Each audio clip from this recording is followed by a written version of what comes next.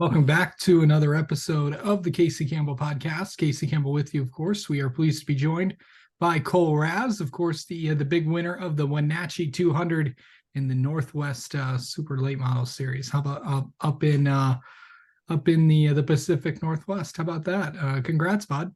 Thank you. That was a long time coming. Great night for sure for us, and excited to be sitting here talking about it with you. This is the biggest win. I know that it's the biggest win you've had Hmm. in your career. To get that, and it's been a while since you've won, but you've came so close so many times. But was it like to put it all together? I felt like I got 100 pounds off my chest. Once we finally got it, and yeah, it's been close to a year since our last win, but I feel like this is the first true big super late model win in my life. And we raced against a lot of good guys. Derek Thorne was, technically my teammate this last weekend, which was pretty cool. With Jefferson Racing there, and it was a hard fought weekend. I mean, we weren't, good most of the weekend, but we just kept working on it and never gave up on it. And then by the time the green flag come out for Saturday night, it was just lights out for us. Yeah. So this is how long have you been trying to win this race? So, I mean, this race was really big back in the day. And they haven't had this big of a pain event or this long of a race at Wenatchee for a few years. So this was kind of the comeback for it. In Jeremy Anders, the promoter and manager at Wenatchee, did an amazing job with it. I mean, the stands were packed. I've never seen so many people there in my life, which was really cool. And hopefully this can start a tradition every year of bringing that event back. Yeah. Yeah, I mean it's anytime the pay I mean payments in late model racing are huge. I mean, not too many you see 20,000 to win. Hmm. And yeah, and you got that. It's um to what during the race, what was it like just, just going through all that? Yeah, so I mean, we didn't qualify good, so we started, ninth or tenth there. And you just had to survive the first half because there's nothing really to race for in the first 100 laps because you get four new tires at the break. And we just kind of made our way up slowly and steady and kept our nose clean and found ourselves running fourth on the last restart in the first half. Jumped up to second and chased down Derek and just really see how we stacked up with them. And um, fired off for the second half, almost got the lead there, and just kind of, you know, made sure we managed our stuff well enough and ended up getting the lead and just managed it the rest of the night. But I feel like we executed perfectly, which is what we had to do. And at a track like that, that's has so much grip, there's not a lot of fall off. So it's, you know, almost 100% the whole time. So you had to be on your game. And when you're running against guys like Derek Thorne and Preston Peltier, you can't slip up on the time. And I feel like we did it perfectly. Yeah. When you crossed the line, what was that like? I mean, I come across the radio and just scream, no more P2 for me. That's kind of been the story for us all year long. And my brother, he's had a lot of success there at Wenatchee over the years. And he was spotting for me. And it was really cool to share that moment with him, to keep the Raz name in victory lane there. And that was pretty special for us as a family. But it was so much joy. I took my time with the pace lap and was able to do the Polish victory lap for Alan Kwiecki, which was awesome. We haven't done it in almost a year. And the last time we did, TR was able to see that in person, Yep. which was really cool. So, I wish he was there. Obviously, Hayden Flyvon was there racing and he's in the Yep. program this year. But Yeah. um, it was so awesome to keep this big of a win or this big of a race to go home to a Pacific Northwest racer and keep it up here. Of course, Cole was a one of the finalists for the Kawiki Driver Development Program back in 2021. So that if you weren't, that's what he was referring to. But yeah, just what was that like to to get that big win, probably the biggest win that you've had, and you've gone through a lot of things in your life in the past few years. I know you've won since I know you've won a couple times, but To get this win, what does that do for just you, your confidence, everything?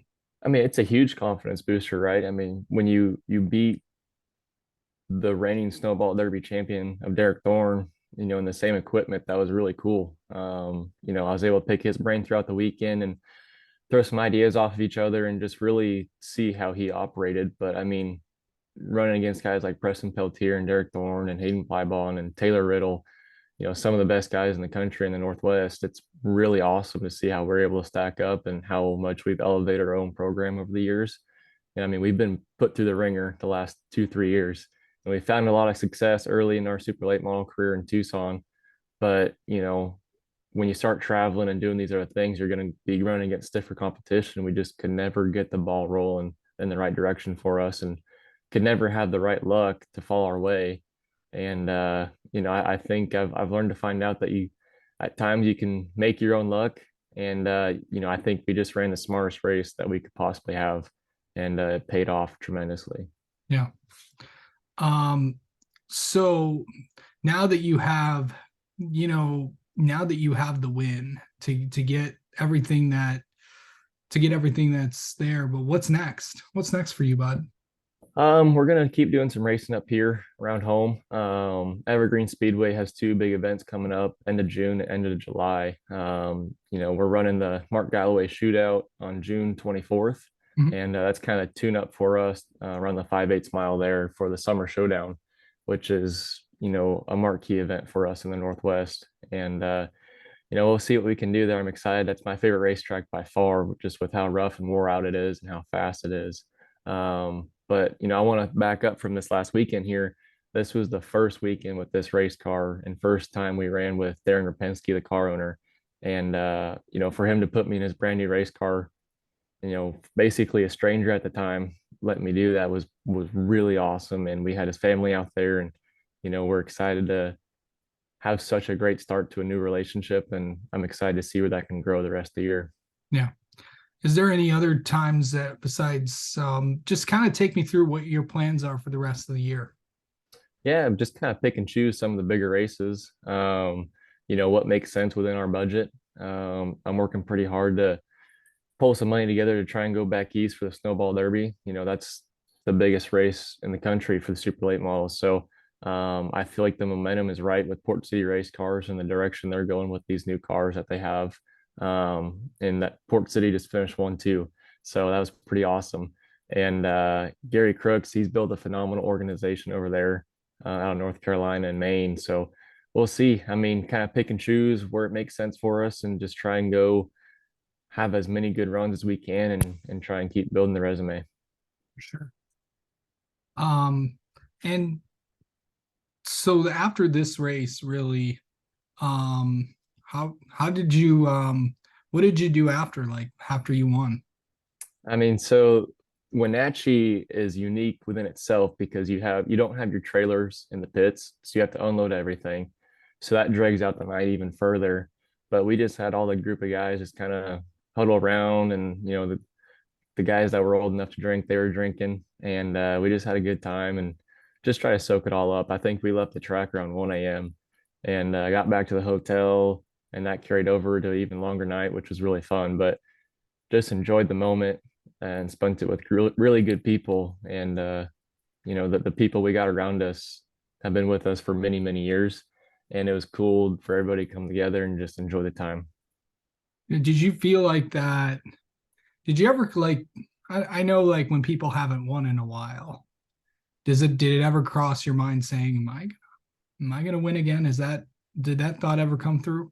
No, honestly, just with how good we started the year off with, in January at the All-Star Showdown, you had guys like Bubba Pollard out there and Jake Finch, and we came out strong, took the pole, led the first 100 laps, and just had bad luck strike us there. But I never, self-doubted myself. I always thought that I was good enough and capable enough to go win races. And I felt like we've surrounded ourselves with the right people and the right resources and the right tools to make things happen. And I think if you work hard enough, it's eventually going to come. And you're always going to have these up and down moments, but you just have to keep trying to stick that fork in there and keep trying to climb yourself out of that hole. And that's eventually what we did. All right. Well, Cole, thanks so much for coming on and talking with us. Congrats on the win, and best of luck the next few weeks. And we're gonna definitely have you on again sometime. Yes, sir. I really appreciate you having me on here.